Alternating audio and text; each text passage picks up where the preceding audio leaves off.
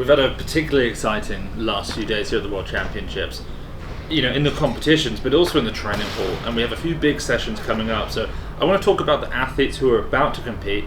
I'm talking the 102s, the 81s, the 109s, and just talk about how they've been doing in the training hall. We'll start off with Liu Huanhua, aka Giga Chad, the Chinese 102. Used to be an 89, bumped up. We've seen him a few times now over the last few days. I think in the last video you saw him snatching up to 170 kilos. Since then he has power clean and jerked, I think it was 190. He might have even done a 200.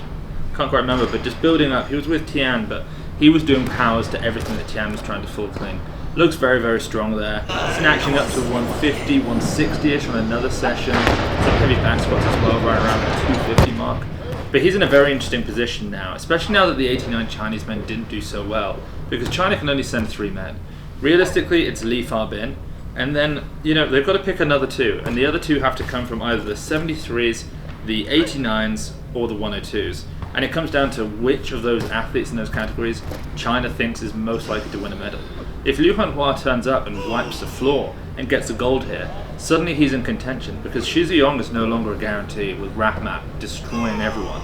And, you know, the 89s, Carlos probably watched them the other day and thought, is this all you've got? So Liu Huanhua has to go big, but a 180, 220, a 400 kilo total, and that really could do it.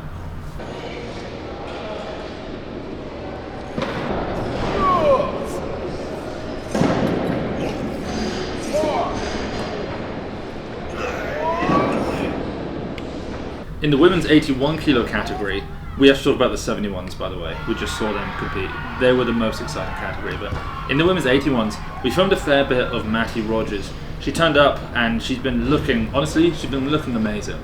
She built up to a 110 kilo snatch, which is, you know, it's big. And I think we saw her do that at the World Championships training hall last year. But it was the clean and jerk that was the most unbelievable. I mean, she worked up all the way to a weight that, as far as I know, is the most she's ever hit, 145 kilos. She may well have done more than that, she might not have shown it, maybe I've missed it. But certainly in competition she's not made that.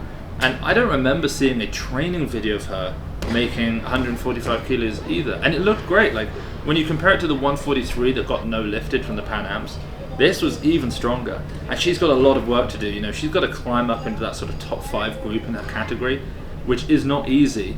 I mean, she might find some relief with the fact that the Chinese don't, you know, select an 81 perhaps, and so she gets an extra bump there. But she needs to put in like she's got to start pushing towards the 115, 145, you know, kind of mark. But she's looking in really great shape to do that. All right, lots of force to the ground here. Punch it back.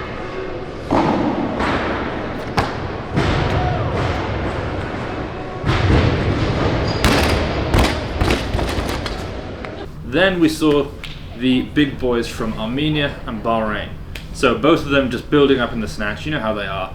You can kind of feel when it's that day. You can just tell, like they get a little bit like coupled together. You know, it's like they know what they're about to do and no one else can really understand what it's like. So they built up to 200 kilos. Minasyan made it look, you know, it's rugged as always, but it's so high. And when I spoke to the president of the Bahrain Federation, Esak, you know, he told me that Gore said to him that he's basically in 220 shape. I think the idea is that he hits the 220 at the Asian Games in, you know, a few weeks' time, rather than here. But I don't know. So it's going to be either like a 115 here or a 120. We don't know. And then Varazdat Lalayan, you know, who's just been smashing it from Armenia, the better technician of the two, but a bit physically weaker. He built up also to 200 kilos and just so snappy. Like you don't see supers moving quite that well. We then got to see the Uzbek 109, so that was really exciting. They turned up today. As far as I know, this was their first session, and they just built up in the snatch. I walked in as they were building up, and I grabbed the camera and went over. Before I know it, we have the Olympic champion from the 109s, Akbar Djuraev, up to 180 kilos. Now, he's no longer a super. Of course, after the Olympics, he went up to super to try and compete because 109s lost its Olympic status. And he didn't want to try cutting down to 102, and he was like, I'm going to go up to super. And he went up, he did quite well, he was snatching high 90s, clean and jerking mid 240s. But then the return of his teammate who was serving a ban, Ruslan Jangabayev, who's just a bigger, real super, he turned up. And I think, you know, Akbar realized, like, I'm just not going to beat this guy. So he's come back down to 109, and he's done it in about 3 months since the Asian Championships. and he looks great. 180, 210 today in the training hall, looked very nice. Djuraev, the heavier guy, he did a 180, 220. And then Ruslan Nurudinov, the world champion, Olympic champion, sorry, from 2016, he's also at 109. So those two are going to battle it out nicely. He goes a little bit lighter, he's a little bit older. You know, he was speaking to Sergei Kutsov, and I spoke to him afterwards about how he just can't go as heavy so often. So he did 160, 190. But good to see Uzbekistan in shape and in town. Do you think Akbar's going to go back down to 102? Yeah, I think it's definitely possible that he does that. So he didn't admit to it. He didn't say that he would, but it's possible that he'll do that. It's just whether he can maintain enough strength. I mean, that 102 category, like, you've got a total 400, and coming down to 102, he's already, as far as 109s go, Akbar is about as lean as anyone ever is in that category. So losing another 7 kilos. He was a 102. You know, back in 2019, he set the 102 junior world record in the clean and jerk with 228 or something like that. So he could be that way, but I think it's going to be very difficult for him to get down there.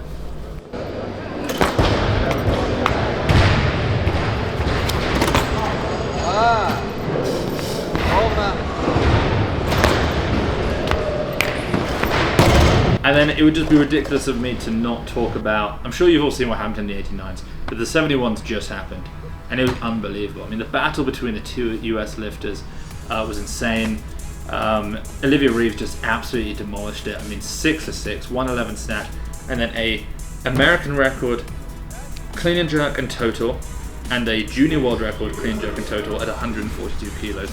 Just demolished it, moved back ahead of Kate Viber in the USA sort of Olympic qualifying ranking. She's now number 4 in the world. And whilst that was happening, you know, we got to see Liu Huanhua 120 snatch, a kilo under the world record, and then she just hit a 153 clean and jerk. It was a world record in the clean and jerk. She wipes Wang Zhangli out of the books, and a world record in the total. So just that session was the most exciting session we've seen from the entire World Championships. Every single session that we've spoken about, and every single session to come, you can watch. You can either get a single session, single category ticket, it's only $5, $4.99, or you can get access to the whole thing. It's all available there on demand for you to watch. That's $18.99. I would highly recommend that you don't miss out on these incredible sessions to come. I'll put a link to all of that down below. Please like and subscribe, and I'll see you on the next one.